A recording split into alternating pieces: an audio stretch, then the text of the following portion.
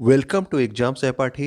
आज के इस वीडियो में हम लोग अपना सीरीज़ का ये 15वां वीडियो कर रहे हैं। ठीक है, इसमें हम लोग करंट अफेयर्स और जीके का रिवीजन करते हैं। तो आइए इसको स्टार्ट करते हैं। पहला पॉइंट देखते हैं, अंतर्राष्ट्रीय बाजरे का वर्ष किस वर्ष को घोषित किया गया है? तो अंतर्राष्ट्रीय बाजरे का वर्ष घोषित किया गया है 2023 को। ओके, तो ये आपका याद रखने वाली चीज़ है, 2023 में है ये। वर्तमान में भारत में कुल कितने विश्व आर्द्रभूमि साइट हैं, यानी कि आपकी कितनी रामसर साइट्स हैं? तो अभी जो है हाल ही में 2 रामसर साइट्स जुड़ी हैं, एक आपकी गुजरात से, एक उत्तर प्रदेश से। तो कुल हो गई हैं कितनी? 49 रामसर साइट वर्तमान में हैं। विक्रम साराभाई स्पेस सेंटर के नए निदेशक किसको बनाया गया है? तो विक्रम साराभाई स्पेस सेंटर के नए निदेशक अभी हाल ही में नियुक्त किया गया डॉक्टर एस उन्नी कृष्णन को। जवाहरलाल नेहरू विश्वविद्यालय यानी कि जेएनयू की प्रथम महिला कुलपति कौन बनी है? ठीक है, तो ये बनाया गया है शांति श्री धूलीपूड़ी को। ठीक है, शांति श्री धूलीपूड़ी को इनको नियुक्त किया गया है जेएनयू की नई महिला कुलपति। ओएनजीसी की पहली महिला प्रमुख कौन नियुक्त की गई है? तो ओएनजीसी में भी अभी हाल ही में एक नियुक्ति की गई एक महिला की। ठीक है ना, तो ये है इसकी प्रमुख बनाई गई है अलका मित्तल। ठीक, ONGC oil and natural gas corporation. HPCL का वर्तमान अध्यक्ष किसे नियुक्त किया गया है? तो एचपीसीएल के जो वर्तमान में अध्यक्ष बनाए गए हैं वो बनाए गए हैं पुष्प कुमार जोशी। ठीक है ना, तो ये सब नई नियुक्तियां हैं, इन्हें आपको याद रखना है। ब्रह्मोस विनिर्माण केंद्र कहाँ पर स्थापित किया जाएगा? तो ब्रह्मोस विनिर्माण केंद्र की स्थापना की जाएगी लखनऊ में। ठीक है, तो लखनऊ उत्तर प्रदेश में ब्रह्मोस विनिर्माण केंद्र की स्थापना करी जाएगी। ग्रीन हाइड्रोजन मूवेबिलिटी प्रोजेक्ट कहाँ पर प्रारंभ किया गया? तो ग्रीन हाइड्रोजन मूवेबिलिटी प्रोजेक्ट का मतलब है कि हाइड्रोजन से चलने वाली बसें। ठीक है, ये कहाँ पे स्टार्ट किया गया? लद्दाख में। 10,000 फीट की ऊंचाई पर दुनिया की सबसे लंबी सुरंग कौन सी है? तो 10,000 फीट की ऊंचाई पर, ये सब आप पहले से जानते हैं कि इसका ये आपकी अटल सुरंग है। पहले इसका क्या नाम था? तो पहले था इसका नाम रोहतांग सुरंग। और ये किस राज्य में जो है तो ये आपके हिमाचल प्रदेश राज्य में है। ठीक है ना, लाहौल स्पीति जिले के पास। तो ये आपका अटल सुरंग हो गई, जो कि 10,000 फीट की ऊंचाई पर दुनिया की सबसे लंबी सुरंग है। और इसकी जो आपकी लंबाई कितनी है? 9.02 किलोमीटर। ओके। सीमा सड़क संगठन यानी कि बॉर्डर रोड ऑर्गेनाइजेशन के वर्तमान में अध्यक्ष कौन है? तो सीमा सड़क संगठन के जो वर्तमान में अध्यक्ष हैं वो हैं आपके राजीव चौधरी। ओके। सेला सुरंग किस राज्य में स्थित है, ये आपसे पूछ लिया जाए तो सेला सुरंग जो है ये आपके अरुणाचल प्रदेश में आती है। ठीक है, सेला सुरंग अरुणाचल प्रदेश में आती है। सिपकिला दर्रा कहाँ पर स्थित है? तो जो सिपकिला दर्रा है ये आपके कहाँ पे है? हिमाचल प्रदेश में। ओके, सिपकिला दर्रा कहाँ से संबंधित है? तो सिपकिला दर्रा आपके हिमाचल प्रदेश से संबंधित है। और सिपकिला दर्रे से एक नदी भारत में प्रवेश करती है, उसका नाम क्या है? तो उसका नाम है आपका सतलज नदी। ओके।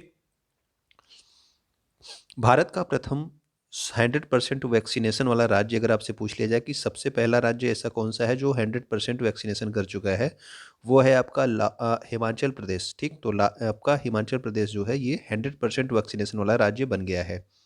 हाल ही में आदि बद्री बांध के निर्माण का उद्देश्य क्या है? तो जो आदि बद्री बांध है ये हिमाचल प्रदेश और हरियाणा राज्य की जो है संयुक्त परियोजना है।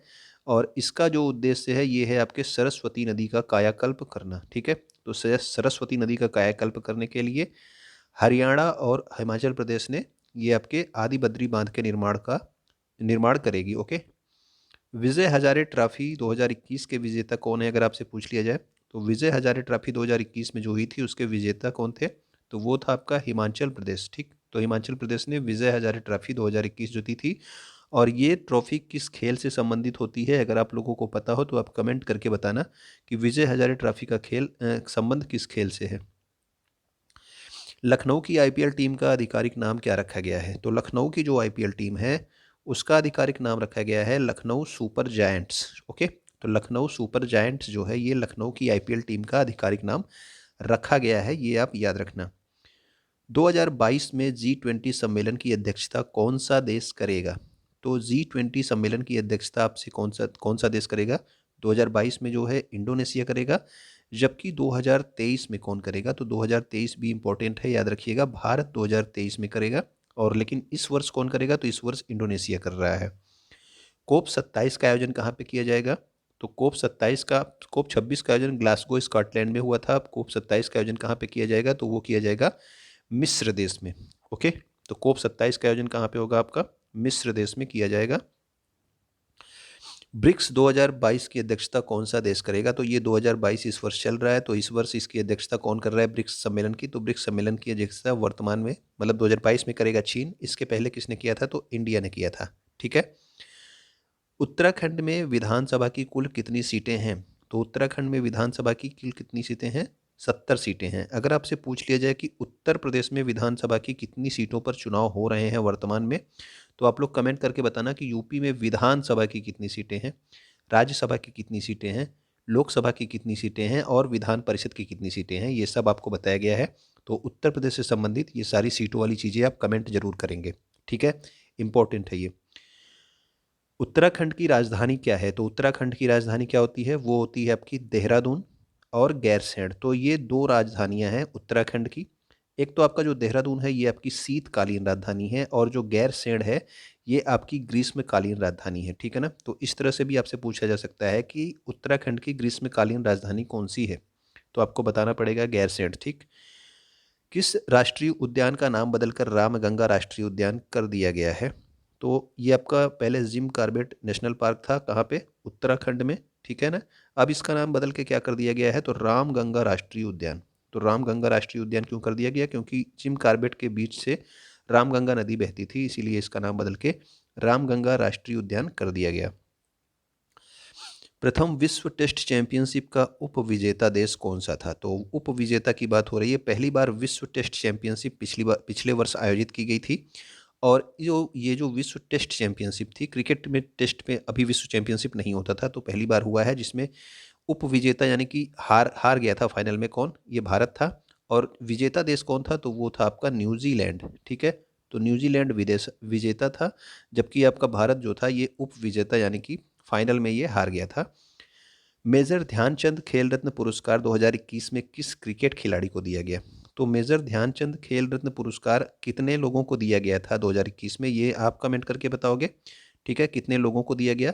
बाकी क्रिकेट खिलाड़ी को किस किस एक क्रिकेट खिलाड़ी को दिया गया? तो वो थी आपकी मिताली राज, और ये जो है एक महिला क्रिकेट खिलाड़ी हैं। और सबसे ज़्यादा रन बनाने का भी महिलाओं में सबसे ज़्यादा रन बनाने का जो है खिताब किसके नाम है? तो वो भी मिताली राज के ही नाम पे है। मौद्रिक नीति समिति के अध्यक्ष कौन होते हैं? तो जो मौद्रिक नीति होती है इस समिति के अध्यक्ष होते हैं आपके आरबीआई के गवर्नर। ठीक है ना। रिजर्व बैंक ऑफ इंडिया के गवर्नर होते हैं मौद्रिक नीति समिति के अध्यक्ष। और मौद्रिक नीति एक वर्ष में कितनी बार प्रस्तुत की जाती है? अगर ये पूछ लिया जाए तो 6 बार प्रस्तुत की जाती है। ठीक है। मौद्रिक नीति एक वर्ष में 6 बार प्रस्तुत करते हैं और ये प्रत्येक 2 माह में एक बार प्रस्तुत की जाती है। यानी कि 2 महीने, हर 2 महीने में जो है मौद्रिक नीति आरबीआई जो है प्रस्तुत करती है। जीएसटी काउंसिल का अध्यक्ष कौन होता है? अगर आपसे पूछ लिया जाए तो यानी कि जीएसटी काउंसिल यानी कि आपका जीएसटी परिषद बोलते हैं हिंदी में। तो जीएसटी काउंसिल का अध्यक्ष होता है वो होता है आपका वित्त मंत्री। ठीक है। भारत ने ऊर्जा स्वतंत्र होने का लक्ष्य कब तक रखा है? तो ऊर्जा स्वतंत्र होने का लक्ष्य कल भी आपको बताया गया था 2047 तक। और कार्बन न्यूट्रल होने का लक्ष्य कब तक रखा गया है? तो कार्बन न्यूट्रल होने का लक्ष्य 2070 तक। ठीक है। तो ये दोनों क्वेश्चन आप ध्यान रखेंगे। संयुक्त राष्ट्र पर्यावरण कार्यक्रम यानी कि यूनाइटेड नेशंस इन्वायरमेंट प्रोग्राम का मुख्यालय कहाँ पर स्थित है? इसको शॉर्ट में यूएनईपी कहते हैं। तो मुख्यालय इसका है नैरोबी केन्या में, और ये पर्यावरण संबंधित महत्वपूर्ण संस्थान है। तो इसका जो है आप क्या कहते हैं, मुख्यालय जरूर याद रखेंगे किसका, क्योंकि इसका मुख्यालय बिल्कुल अलग है नैरोबी केन्या में। यूनाइटेड नेशंस इन्वायरमेंट प्रोग्राम यानी कि यूएनईपी की ही बात हो रही है। ठीक है। इसकी स्थापना कब हुई थी? तो इसकी स्थापना हुई थी 5 जून 1972 को। तो विश्व पर्यावरण दिवस प्रत्येक वर्ष कब मनाया जाता है? तो प्रत्येक वर्ष 5 जून को मनाया जाता है। ठीक है ना। 5 जून को प्रत्येक वर्ष विश्व पर्यावरण दिवस मनाया जाता है। यूनाइटेड नेशन इन्वायरमेंट प्रोग्राम यानी कि संयुक्त राष्ट्र पर्यावरण कार्यक्रम कब स्टार्ट हुआ था? तो ये 5 जून 1972 को स्टार्ट किया गया था। पर्यावरण के प्रथम सम्मेलन स्टॉकहोम सम्मेलन का आयोजन कब हुआ? तो ये हुआ था 1972 में। ठीक है ना। स्टॉकहोम सम्मेलन का आयोजन कब हुआ था? तो ये 1972 में किया गया था। ओजोन परत संरक्षण के लिए मॉन्ट्रियल प्रोटोकॉल कब हुआ? तो याद रखना कि ये इसमें यहाँ पे लिखा है पर्यावरण के लिए स्टॉकहोम सम्मेलन हुआ था, ओजोन परत संरक्षण के लिए मॉन्ट्रियल प्रोटोकॉल हुआ था। ठीक है ना। और ये हुआ था आपका 16 सितंबर 1987 को। कहाँ पे हुआ था? मॉन्ट्रियल में। मॉन्ट्रियल कहाँ पे है? कनाडा में। ओके। तो कनाडा में हुआ था ओजोन परत संरक्षण के लिए जो है आपका 1987 में। विश्व ओजोन दिवस कब मनाया जाता है? तो ये आपका जिस दिन ये हुआ था 16 सितंबर 1987 को, उसी दिन प्रत्येक वर्ष जो है क्या मनाया जाता है? विश्व ओजोन दिवस मनाया जाता है हर वर्ष 16 सितंबर को। पहला पृथ्वी सम्मेलन कब आयोजित किया गया? तो पहला जो पृथ्वी सम्मेलन था ये जो है काफ़ी इंपॉर्टेंट है, कई बार पूछा जाता है आपसे एग्जाम में। तो 1992 में ये आयोजित किया गया था पृथ्वी सम्मेलन, ठीक है। अर्थ समिट करके भी पूछा जाता है, अर्थ समिट इसको कहते हैं। कहाँ पे ये आयोजित किया गया था? तो रियो ब्राज़ील में इसको आयोजित किया गया था। क्योटो प्रोटोकॉल, तो क्योटो कहाँ का है? क्योटो आपका जापान का एक शहर है। और ये प्रोटोकॉल कब आयोजित किया गया था? तो ये आयोजित किया गया था 1997 में, ठीक है। 1997 में क्योटो जापान में आयोजित किया गया था। और इसमें दो क्वेश्चन बनते हैं, एक तो आपका ये कब आयोजित हुआ था 1997, और ये कब से लागू हुआ? तो ये 2005 में लागू हुआ था, ठीक है। 16 फरवरी 2005 से ये लागू हुआ था क्योटो प्रोटोकॉल, ठीक है। भारत में न्यूनतम जनसंख्या घनत्व किस राज्य में है? तो अगर आपसे पूछ लिया जाए कि न्यूनतम जनसंख्या घनत्व, तो न्यूनतम जनसंख्या घनत्व तो अरुणाचल प्रदेश में है। इसके अलावा आपको बताना है कि सबसे अधिक जनसंख्या घनत्व किस राज्य में है और किस केंद्र शासित प्रदेश में है, ठीक है ना। दोनों को अलग अलग बताना है कि किस राज्य में सबसे अधिक जनसंख्या घनत्व है और किस केंद्र शासित प्रदेश में सबसे अधिक जनसंख्या घनत्व है। सबसे कम कहाँ है? तो वो आपके अरुणाचल प्रदेश में है। नामदफा राष्ट्रीय उद्यान और मौलिंग राष्ट्रीय उद्यान कहाँ पे स्थित है? तो नामदफा राष्ट्रीय उद्यान और मौलिंग राष्ट्रीय उद्यान ये दोनों आपसे एग्जाम में पूछे जाते हैं। ये दोनों कहाँ पे है? अरुणाचल प्रदेश में। बोमडिला दर्रा और दीफू दर्रा किस राज्य में स्थित है? तो बोमडिला दर्रा और दीफू दर्रा अरुणाचल प्रदेश राज्य में स्थित है।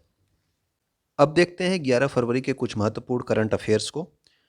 कर्मचारी चयन आयोग यानी कि एसएससी के वर्तमान अध्यक्ष जो है किसको नियुक्त किया गया है? तो ये नियुक्त किया गया है एस किशोर को। ओके, तो एसएससी के वर्तमान में नए अध्यक्ष बनाए गए हैं एस किशोर।